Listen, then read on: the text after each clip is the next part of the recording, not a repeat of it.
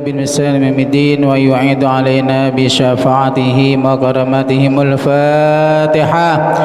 أعوذ بالله من الشيطان الرجيم. بسم الله الرحمن الرحيم. الحمد لله رب العالمين الرحمن الرحيم مالك يوم الدين. إياك نعبد وإياك نستعين. اهدنا الصراط المستقيم صراط الذين أنعمت عليهم غير المغضوب عليهم ولا الضالين. آمين. بسم الله. ثم الفاتحة. سنة جمال ما يريد الشهادة جمال من الشيخ عبد القادر الجيلاني رضي الله عنه. ثم الفاتحة. سنة الرحيم ربي جمع شيخنا سدقري أولا ورحمة وبل سنة ربي bahasi masri jambang wasuli forihim semasumna rabbi ke Khalil bin Abdul Latif Pangkalan rahmatullah semallah wa balasalhim rabbi syekhna isman sallallahu ya syekhna sadagira wa samsan wa ya hamid basuran wa sallallahu rabbi sallallahu kim dimyati tugu wa usulihim wa furu'ihim innallaha yahmina bihimayatihim wa yumudna bimadadihim wa yanfa'una biulumin fid din wa dunya wa qadallahu hajatina bi barakatihimul Fatiha. A'udzu billahi minasy syaithanir rajim. Bismillahirrahmanirrahim. Alhamdulillahi rabbil alamin arrahmanir rahim maliki yaumiddin. Iyyaka na'budu wa iyyaka nasta'in. ihdinas siratal mustaqim siratal ladzina an'amta 'alaihim ghairil maghdubi 'alaihim waladdallin. Amin. Bismillahirrahmanirrahim. Qala muallif rahimahumullah wa nafa'ana bihi wa bi ulumi fid dharain. Amin.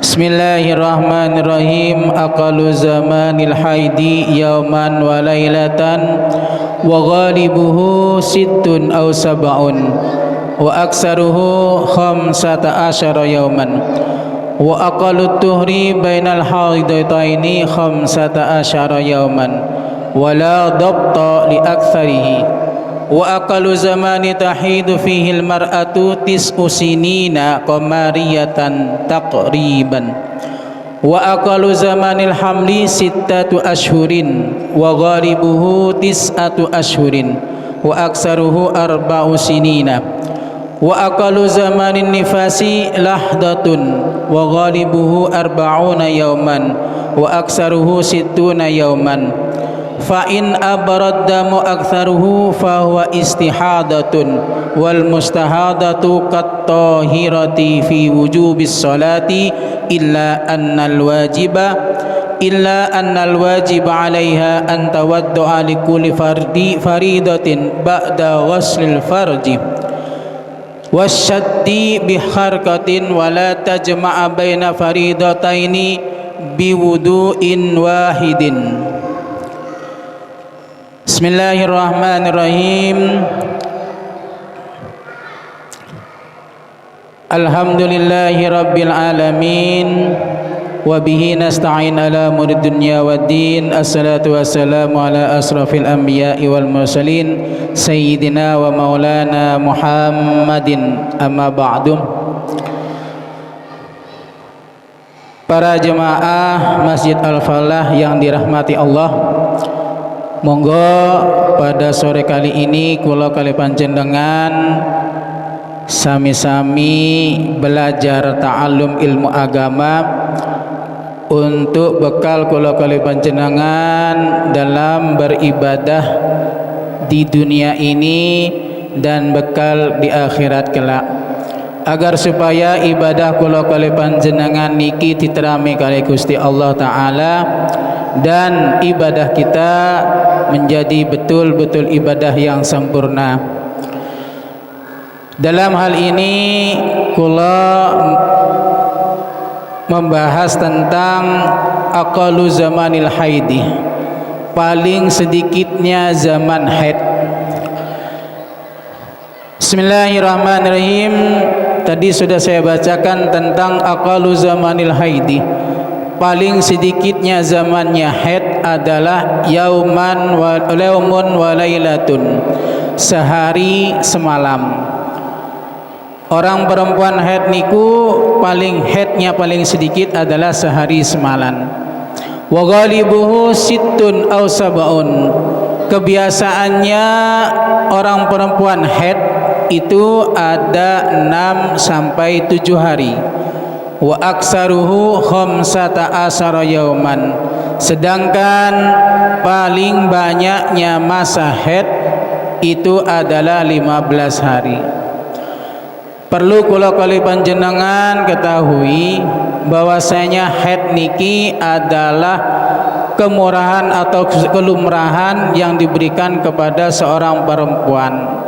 Oleh karena niku haid niki perlu dijelaskan di dalam ilmu agama agar supaya kula kali panjenengan semerap, terutama bagian perempuan.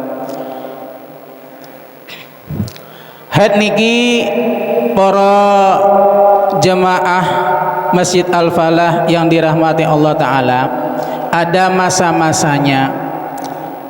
Masanya haidnya sudah dijelaskan tadi, ini ada batas-batasannya. Kenapa kok cuma hanya perempuan, kok bukan hanya laki-laki? Niku adalah rahmatan lil alamin, rahmat dari Allah kepada hambanya. Oleh karena itu, apa perlu orang laki-laki juga harus tahu? Nggih, perlu. Para bapak, para ibu, para bapak dan juga para mas-mas niki sing ngaji niki juga perlu tahu terhadap batas-batasan haid. Napa? Sebab dengan batasan haid niki kula kali panjenengan kaum laki-laki tidak ditipu oleh kaum wanita atau saudara-saudara kita yang wanita. Laki-laki niki harus tahu, terutama para bapak-bapak, ya, takut kalau umpamanya mempunyai anak perempuan yang tidak mengerti agama, atau takut tidak mempunyai istri yang tidak mengerti agama tentang masalah haid. Niku adalah tanggung jawab sebagai laki-laki. Milane niku Allah Ta'ala mengatakan bahwasanya ar-rijalu qawwamu 'alan nisa, niku betul bahwasanya laki-laki adalah kaumnya perempuan. Kenapa? Karena laki-laki ini harus bisa mengawasi kepada perempuan, harus bisa keluarganya yang perempuan dalam hal masalah ibadah. Kemudian saya bacakan lagi, wa aqallut tuhri bainal haidaini, paling sedikitnya sucinya masa haid itu adalah 15 hari. Wala daqta li aksari, dan tidak ada batasan bagi masa paling banyaknya haid. Kenapa kok ngeten? Karena terkadang ada wanita yang tidak haid sama sekali. Melani niku di dalam kitab niki dijelaskan tidak ada batasan untuk masa sucinya haid. Wa aqallu zamanil tahidu fihil mar'atu, paling sedikitnya zaman haid bagi seorang perempuan adalah, paling sedikitnya zaman atau umur paling sedikitnya haid itu adalah bagi perempuan umur 9 tahun qamariyatun, yang bangsa rembulan. Itu secara takriban. Jadi batasannya perempuan bagi bapak-bapak yang mempunyai anak perempuan, ini jenengan harus waspada.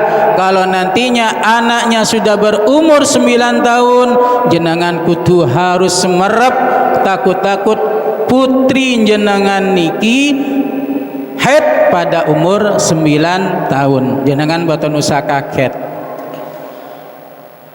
Wa akalu zamanil hamli, paling sedikitnya masa bumil atau hamil, sittatu ashhurin, ada 6 bulan. Wa ghalibuhu, sedangkan ghalibnya atau kebiasaannya ada tis'atu ashhurin, 9 bulan. Niku pun lumrah. Paling sedikitnya zamannya bagi orang perempuan yang hamil ini adalah 6 bulan, sedangkan ghalibnya ada 9 bulan. Wa aksaruhu arba'u sinina, sedangkan paling banyaknya masa bumil atau ibu hamil adalah 40 yauman. Arba'u sinina adalah 4 tahun. 4 tahun.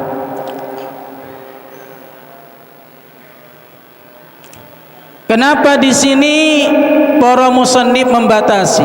Kenapa di sini para ulama membatasi bahwasanya paling sedikitnya masa hamil sekian, paling sedikitnya masa hamil itu ada sekian bulan, sedangkan biasanya sekian bulan. Ini berhubungan nanti kalau umpamanya ada hukum syariat yang dilanggar oleh para kaum wanita. Misalnya nopo? Misalnya kalau umpamanya ada wanita yang berzina, nanti ini hamil di luar nikah, bagaimana hukumnya? Niki berhubungan dengan masa hamil atau haid tersebut. Ya, itulah Allah Ta'ala memberi batasan terhadap umat Islam agar supaya umat Islam niki tidak melanggar atau melampaui batasan tersebut.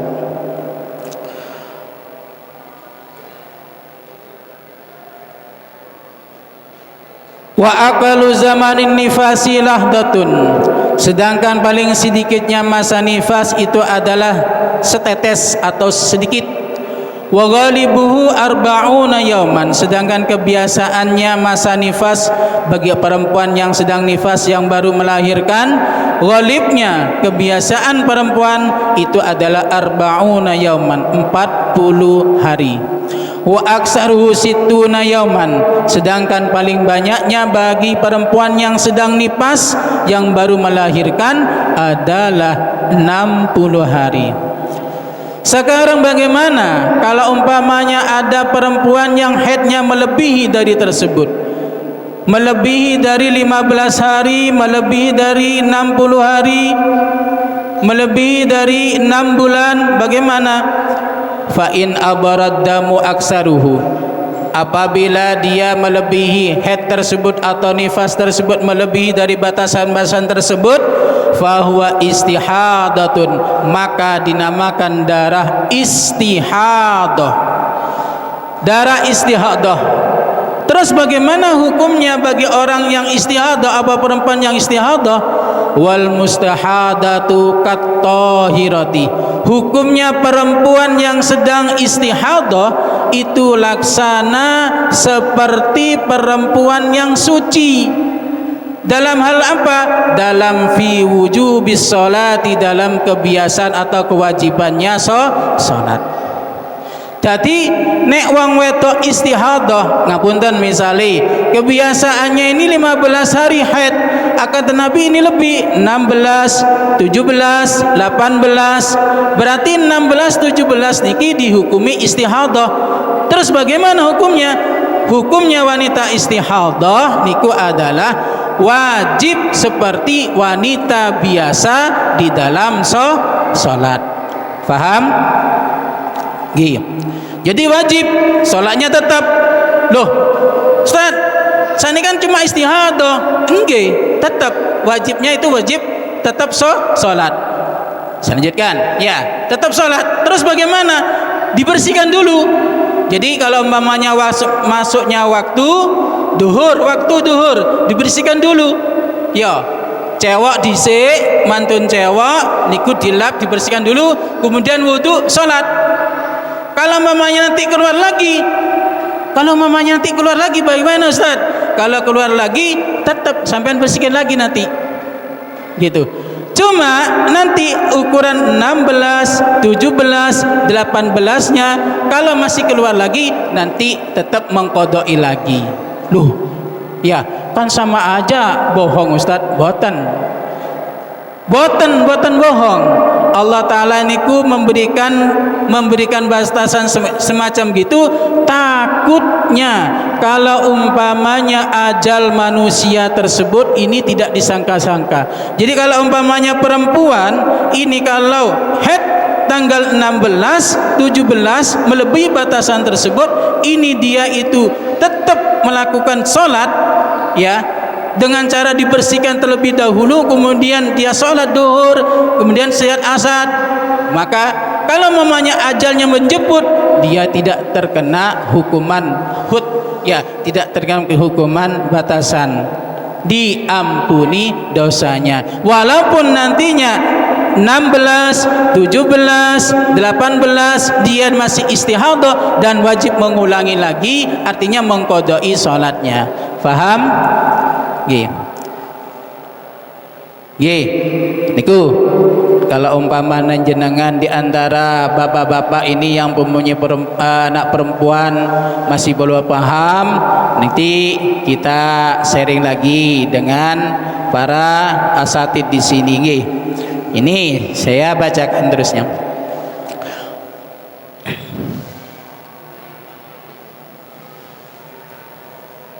Wal mustahadatu katahirati fi wujubi sholati illa annal wajib 'alaiha an tawadda'a li kulli faridatin ba'da ghuslil farji wasadri bihirqatin.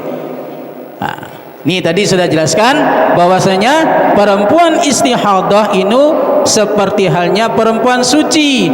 Seperempuan suci di dalam wajibnya salat. Hanya saja wajibnya bagi perempuan istihadah tersebut wudu di dalam melaksanakan sholatnya tersebut. Wudu tiap-tiap sholatnya itu wudu ba'da ghuslil farji, setelah dia itu membasuh farjinya, ya, setelah dia itu membasuh farjinya. Jadi dibasuh dulu, cewek dhisik, kemudian baru wudu, setelah wudu kemudian salat. Kados dhisik tan. Kados dhisik betan.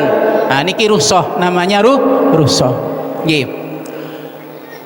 Wala tajma'a bainal faridataini, dan tidak boleh mengumpulkan dua kefarduan wudu, ya. Tidak boleh mengumpulkan dua kefarduan salat di dalam satu wudu bagi wanita yang istihadah tersebut. Jadi mari mandi atus, kemudian dicewek, mari wudu, mari atus, kemudian dicewek, mari cewek wudu. Setiap salat atus maneh, wudu maneh, gitu. Atus maneh, wudu maneh, gitu. Ya. Pun. Nah, inilah tentang masalah batasan-batasan bagi perempuan atau wanita yang sedang haid atau nifas ataupun istihadah. Para jemaah Masjid Al-Falah yang insyaallah dirahmati Allah Ta'ala, tentang masalah ibadah niki, tentang masalah ibadah niki adalah urusan hati. Urusan hati yang mana ini tergantung dari orang yang melakukannya. Kalau umpamanya ibadah, umpamanya kula kali panjenengan remen, kalau umpamanya kula kali panjenengan senang terhadap ibadah tersebut, insya Allah kita tidak mau meninggalkannya. Kalau sudah kita mengenal terhadap ibadah kula kali panjenengan, insya Allah kita tidak mau untuk meninggalkannya. Apalagi kalau kita sudah cinta terhadap ibadah tersebut, insya Allah kita tidak mau melanggar atau apalagi meninggalkan ibadah tersebut. Sebabnya apa? Apabila kita sudah kenal terhadap satu ibadah, apabila kita sudah tahu terhadap satu ibadah, apabila kita sudah cinta terhadap satu ibadah, insya Allah tidak akan mungkin kita akan meninggalkannya. Ya, kenapa? Karena sementara niki kula kali panjenengan ibadahi cuma sebagai asal-asalan. Ibadahi kula kali panjenengan cuma sekedar tahu, tidak sampai mengenal. Ya, sedang tahu aja gitu aja. Misali ngapunten poso iku wajib, ya sudah tahu. Tahu. Tidak sampai mengenal bagaimana ibadah kita, ibadah poso tersebut. Tidak sampai cinta terhadap ibadah poso tersebut. Apalagi yang namanya salat. Gitu.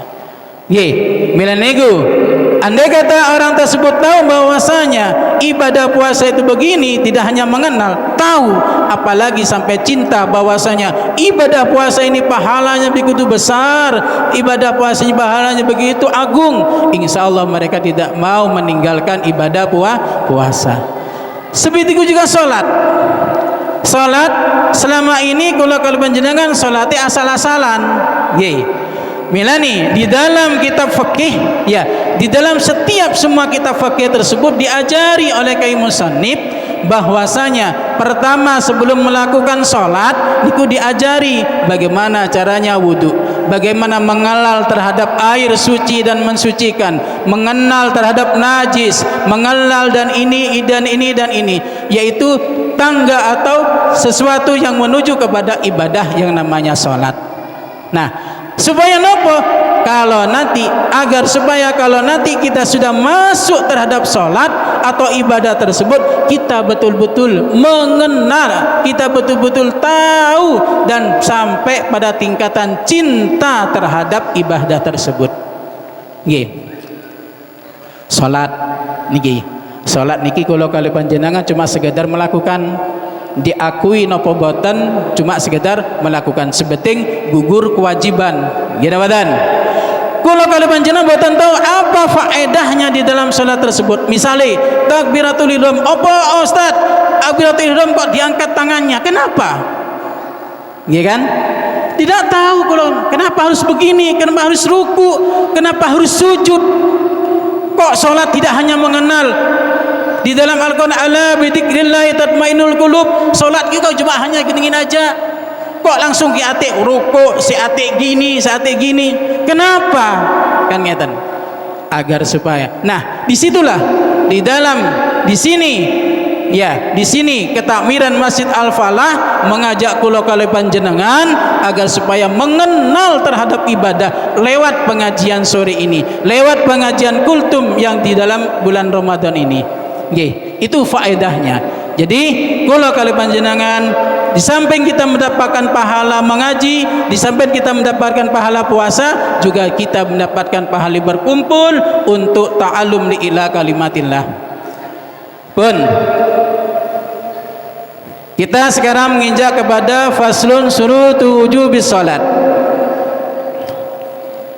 Kurang 3 menit.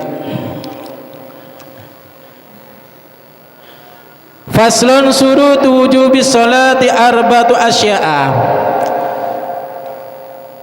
Syaratnya wajibnya salat itu ada 4 perkara. Disyaratkan bagi orang yang untuk melakukan salat itu 4 perkara. Pertama nopo? Islam. Kudu Islam. Wong niku kudu Islam. Nek dudu Islam boten parang salat. Ya. Wal bulu balai, kudu balai. Wal aklu, mempunyai akal. Wan naqa'u, kemudian harus bersih anil haidi wan nifasi, dari haid dan nifas. Nah ini syarat-syarat wajibnya salat itu ada 4. Yang pertama itu Islam. Nah nek dumateng ngeten iki kula iling dumateng santri. Ada seorang santri bertanya kepada gurunya, Ustaz, nggih, wonten apa? Kula tanglet Ustaz. Wonten apa? Itu ada orang tidak mau salat Ustaz. Bagaimana hukumnya? Kenapa dia tidak salat? Kenapa dia tidak salat Ustaz? Kalau sebagai guru ini harus bisa memberikan jawaban yang bagus. Ya, sekiranya tidak menyinggung. Terus bagaimana jawabannya? Saya jawab, oh tenang aja, mungkin dia tidak sholat karena dia bukan agama Islam. Wah, boten Ustaz, apa bapak EKP iku Ustaz kabeh Islam? Bingung kula. Bingung apa ya? Nah, iling nang iki. Oh, mungkin orang yang tidak sholat ini adalah dalam keadaan haid atau nifas. Lah salah sampean Ustaz. Loh salah. Iku lho wong lanang gak sembayang. Wong lanang gak sembayang. Tenang. Delok dhisik. Mungkin dia itu belum balai. Si arek cilik ini kan gak wajib ya. Gak wajib gak sholat. Loh mboten. Gede Ustaz. Gede. Oh, nek gede berarti syarat sing terakhir apa? DE kurang. Kurang apa? Kurang apa? Kurang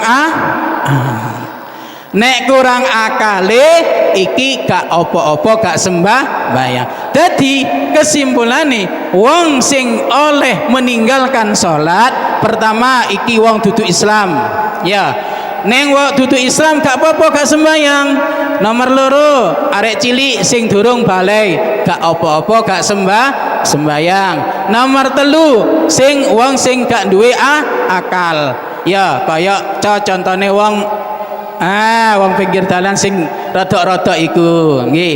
Kemudian sing nomor 4 niki adalah orang yang haid dan nifas. Kalau umpamanya syarat tersebut dilewati ya haid enggak, balik gede wonge. Kemudian Islam berarti wong sing gak sembayang iku mungkin kurang akal nggih. Niki menurut kitab, sanes menurut kula nggih, sanes menurut kula menurut kitab nggih. Alhamdulillah, ampun cuma berapa materi. Ini terakhir pesan kula kali panjenengan ini bahwasanya semua ibadah ini tergantung bagi kita semuanya. Mudah-mudahan dalam hal ibadah ini monggo kula kali panjenengan ini belajar mencintai ibadah, belajar mengenal ibadah kula, belajar tahu terhadap ibadah kita nggih. Agar supaya apa? Agar supaya nanti kalau kita sudah tahu, sudah mengenal, apalagi sampai cinta terhadap ibadah kita, insyaallah kita tidak mau meninggalkan ibadah kita. Nggih, itu untuk sementara ini karena waktu memang terbatas. Kami mohon maaf sebesar-besarnya. Kita lanjutkan besok tentang masalah wa alamatul balai. Cukup sekian dari kami, mudah-mudahan ada manfaat dan barokahnya. Kebenaran semua ini dari Allah dan kesalahan dari kami semata-mata. Ihdinas siratal mustaqim. Assalamualaikum warahmatullahi wabarakatuh.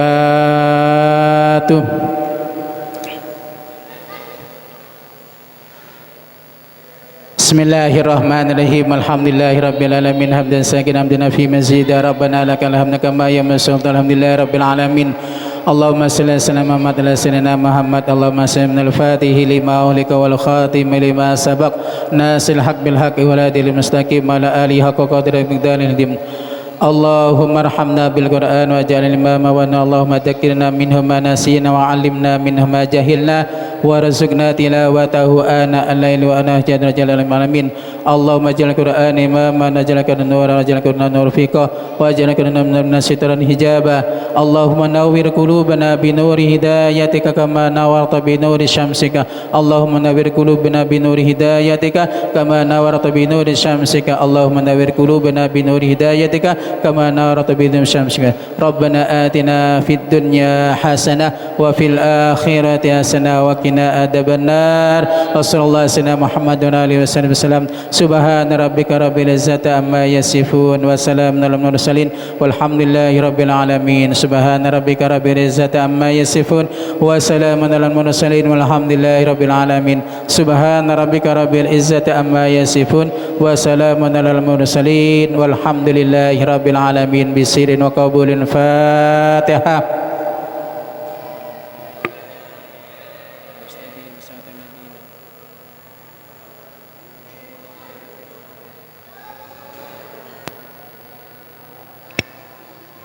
Assalamualaikum warahmatullahi wabarakatuh.